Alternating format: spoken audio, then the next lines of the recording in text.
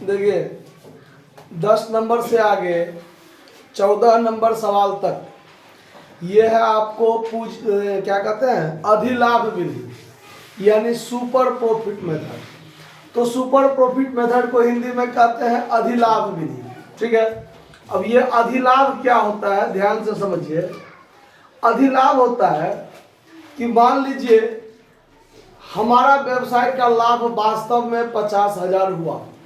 ठीक है, हमारा व्यवसाय का लाभ वास्तव में 50,000 हुआ, लेकिन अगर हमारे ही टाइप का व्यवसाय जितना पूंजी हमारे व्यवसाय में लगा है, ठीक है, उतना ही पूंजी लगाकर मार्केट में जो और सारा व्यवसाय है उसका लाभ कितना अनुमानित है।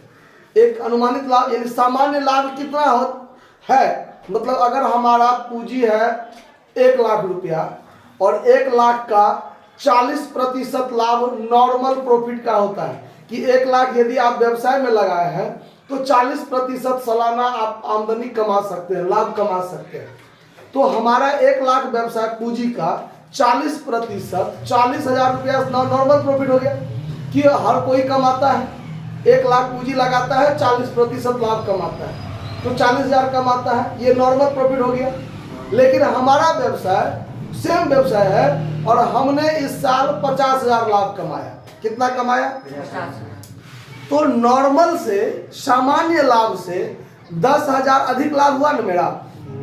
नॉर्मल है लाभ है 40,000 कमाने का और हमारा व्यवसाय में 50,000 लाभ हुआ, तो हमने 40,000 नॉर्मल, अब वास्तव में हमने 50,000 कमाया तो 10,000 ज्यादा कमाया, अधिक लाभ कमाया, तो ये हो गया अधिलाभ। ये क्या हो गया? अधिलाभ। आया बात समझ में?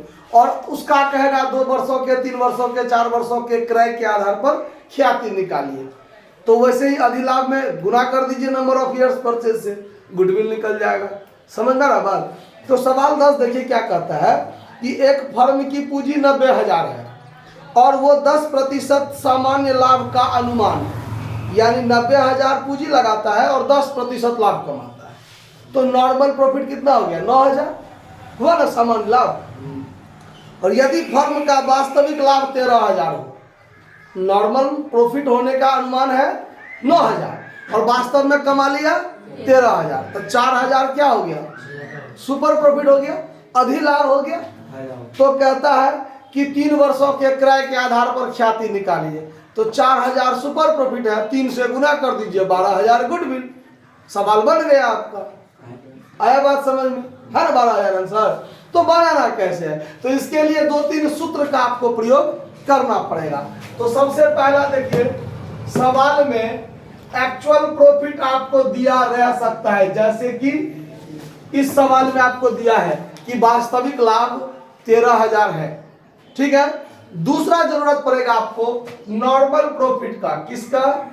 नॉर्मल प्रॉफिट का, यानी सामान्य लाभ का, यानी कैपिटल इन्वेस्टेड गुने नॉर्मल रेट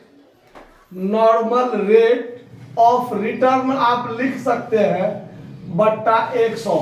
मतलब प्रत्यय की दर है, सामान्य प्रत्यय की दर, मतलब रिटर्निंग हमको कितना मिलता है प्रॉफिट में। आया बात समझ में? ये चीज होता है। तो कैपिटल इन्वेस्टेड आपको सवाल में रहेगा कि 90,000 पूंजी विनियोग किया और वो 10% लाभ अनुमानित कमाता है, तो ये कट गया, तो आपका नॉर्मल प्रॉफिट कितना हो गया? 9,000। तो आपको तीसरा सूत्र लगाना पड़ेगा, सुपर प्रॉफिट बराबर क्या? बराबर सुपर प्रॉफिट बराबर। तो अब यहां पर आपको क्या करना है? आपको लिखना है एक्चुअल प्रॉफिट जो हुआ है आपको माइनस नॉर्मल प्रॉफिट जो सामान्य लाभ का अनुमान है। तो एक्चुअल प्रॉफिट कितना है आपका? 13,000। नॉर्मल प्रॉफिट कितना आया है? 9,000। तो बराबर में सुपर प्रॉफिट कितना हो गया? 4,000। अब आपको निकालना है गुडविल बराबर। तो गुडविल बराबर होता है सुपर प्रॉफिट गुने number of years purchase, number of years purchase. तो आपका सुपर प्रॉफिट है 4,000 और गुने 3 वर्षों का क्रय है, तो गुडविल आपके व्यवसाय का कितना हो गया? 12,000 आपके व्यवसाय का गुडविल हो गया। आया बात समझ में? कोई दिक्कत नहीं ना? नोट कर लीजिए।